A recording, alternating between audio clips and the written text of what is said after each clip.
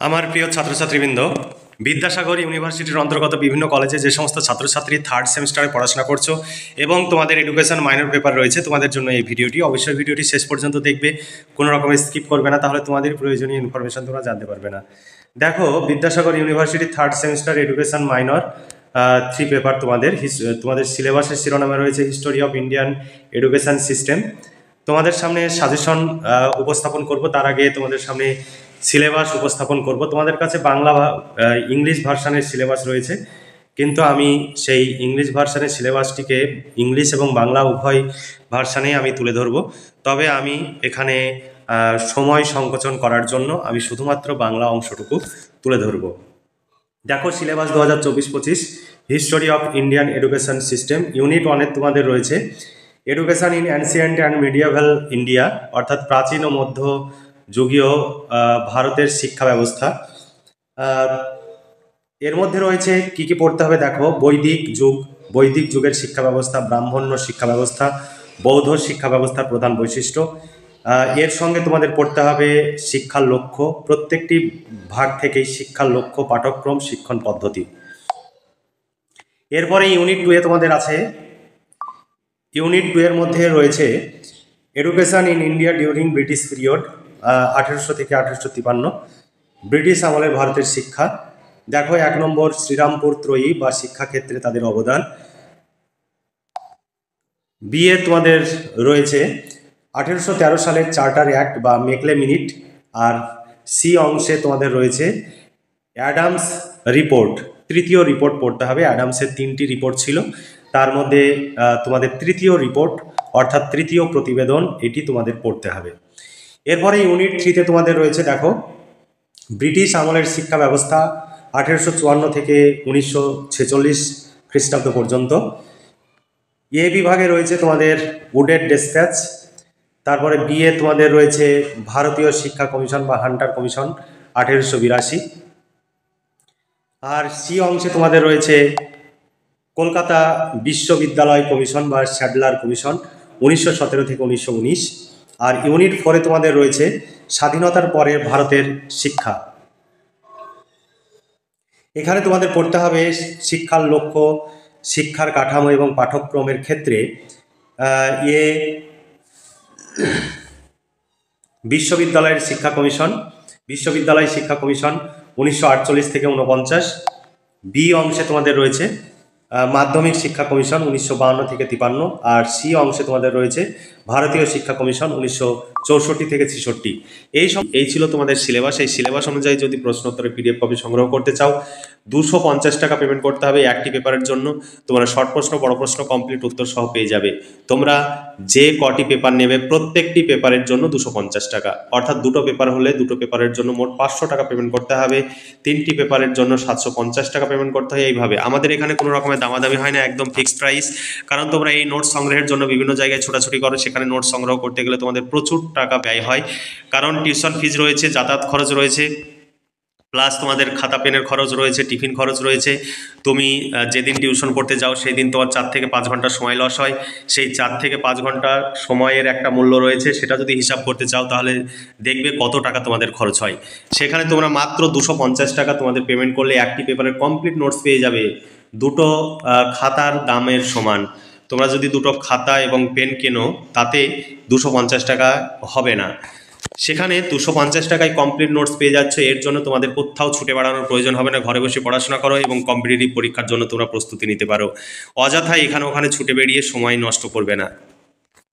দেখো, ইউনিট 1 থেকে তোমাদের যে সাজেশনের প্রশ্নগুলো রয়েছে সেই সাজেশনের প্রশ্নগুলো এখানে যে প্রশ্ন দেখতে পাবে, এই সমস্ত প্রশ্নের উত্তর তোমরা PDF কপিতে পাবে। তবে যেগুলো স্টার দেওয়া রয়েছে সেগুলো বেশি ইম্পর্টেন্ট। 250 টাকা পেমেন্ট করতে হবে, তোমাদের একদম কমপ্লিট নোটস পেয়ে যাবে, শর্ট প্রশ্ন, বড় প্রশ্ন সব উত্তর সহ কমপ্লিট পেয়ে যাবে। দেখো, বৈদিক শিক্ষা ব্যবস্থা থেকে প্রথম প্রশ্ন, 1 নম্বর প্রশ্ন, বৈদিক শিক্ষা ব্যবস্থার কোন বৈশিষ্ট্যগুলি আধুনিক শিক্ষায় প্রতিফলিত হয়েছে? এখানে অথবা প্রশ্ন রয়েছে, অথবা প্রশ্নগুলো তুলে ধরছি না। বৈদিক যুগের শিক্ষা ব্যবস্থার লক্ষ্য, উদ্দেশ্য, পাঠ্যক্রম, শিক্ষণ পদ্ধতি, শিক্ষক শিক্ষার্থী সম্পর্ক, মূল্যায়ন প্রক্রিয়া সম্পর্কে আলোচনা করো। তারপরে দেখো, বৈদিক শিক্ষা ব্যবস্থার পাঠ্যক্রম সম্পর্কে আলোচনা করো।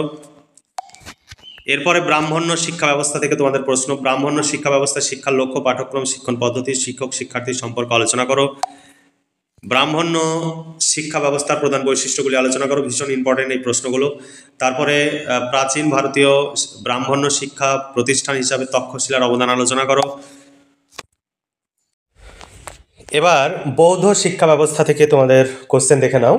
বৌদ্ধ শিক্ষা ব্যবস্থার লক্ষ্য ও উদ্দেশ্য সমূহ, পাঠ্যক্রম, শিক্ষণ পদ্ধতি, শিক্ষক শিক্ষার্থী সম্পর্ক ও মূল্যায়ন প্রক্রিয়া সম্পর্কে আলোচনা করো। তারপরের প্রশ্ন ভীষণ ইম্পর্টেন্ট, বৌদ্ধ শিক্ষা ব্যবস্থার বৈশিষ্ট্যগুলি আলোচনা করো।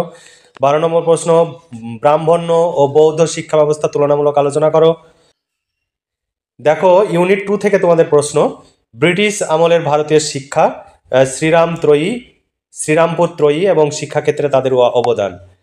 এখানে প্রশ্ন দেখো, শিক্ষাক্ষেত্রে শ্রীরামপুর মিশন ত্রয়ীর অবদান আলোচনা করো।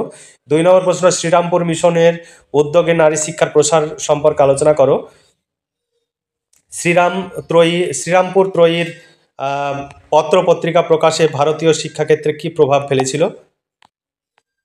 তারপরের প্রশ্ন, 1813 সালে চার্টার অ্যাক্ট বা আর একটা হচ্ছে চার্টার অ্যাক্ট এবং মেকলে মিনিট। 1813 সালে চার্টার অ্যাক্টের তাৎপর্য ব্যাখ্যা করো। এখানে আরও অথবা দেওয়া আছে, প্রশ্ন দেখে নাও।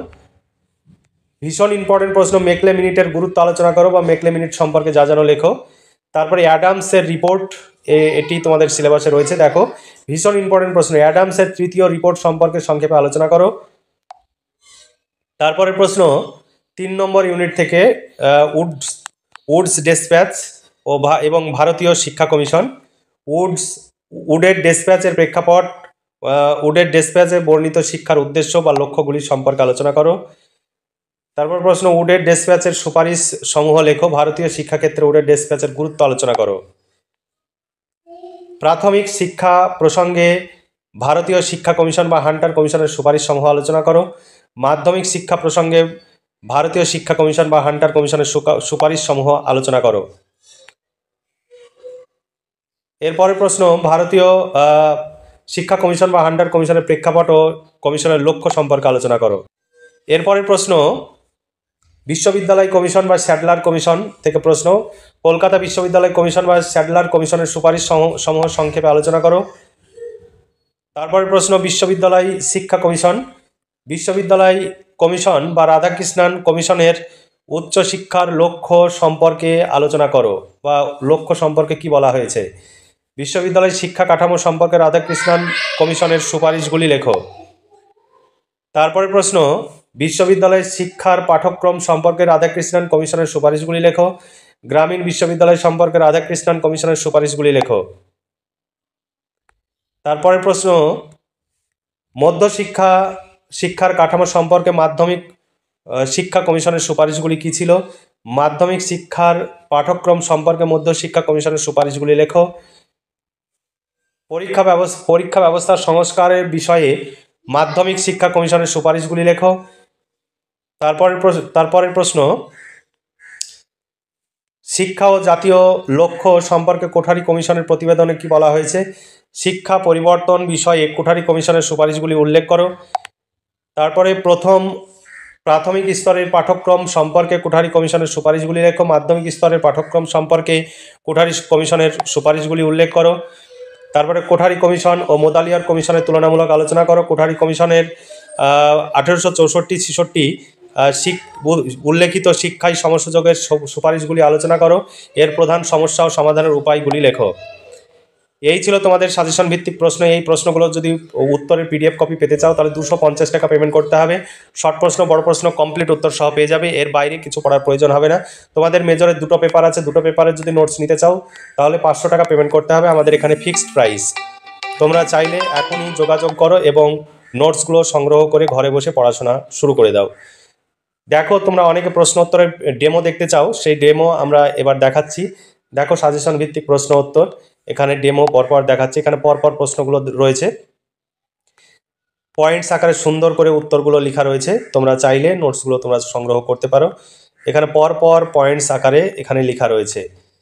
এর বাইরে তোমাদের কিচ্ছু ভাবতে হবে না। তোমরা অবশ্যই পরীক্ষায় 100% কমন পাবে। তোমরা যদি আমাদের কাছ থেকে নোটস নাও একদম নিশ্চিন্তে তোমরা এইগুলোই পড়বে, পরীক্ষায় হুবহু কমন পাবে এবং এর বাইরে তোমাদের কিচ্ছু পড়তে হবে না। কোনো কিছুরই প্রয়োজন হবে না, একদম সব প্রশ্ন তোমরা পরীক্ষায় হুবহু কমন পেয়ে যাবে। তাই দেরি না করে আজই নিজে দেওয়া হোয়াটসঅ্যাপ নম্বরে যোগাযোগ করো এবং নোটসগুলো সংগ্রহ করে নাও।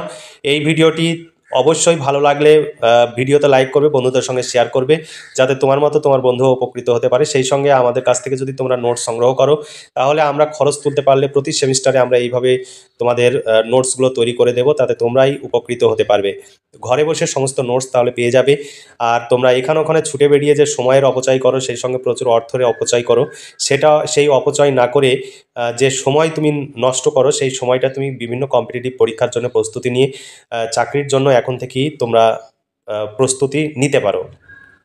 তাই তোমরা আমাদের কাছ থেকে নোটস সংগ্রহ করলে তোমাদের অর্থ এবং সময়ের সাশ্রয় হবে। তাই দেরি না করে আজই নিচে দেওয়া হোয়াটসঅ্যাপ নম্বরে যোগাযোগ করো। প্রতি পেপারের জন্য 250 টাকা করে পেমেন্ট করতে হবে। শর্ট প্রশ্ন, বড় প্রশ্ন সব উত্তর সহ পেয়ে যাবে। তাই দেরি না করে যোগাযোগ করে নোটসগুলো তোমরা সংগ্রহ করতে পারো। যদি নোটস সংগ্রহ করবো মনে করো, তবেই হোয়াটসঅ্যাপ নাম্বারে মেসেজ করবে, নইলে মেসেজ করবে না।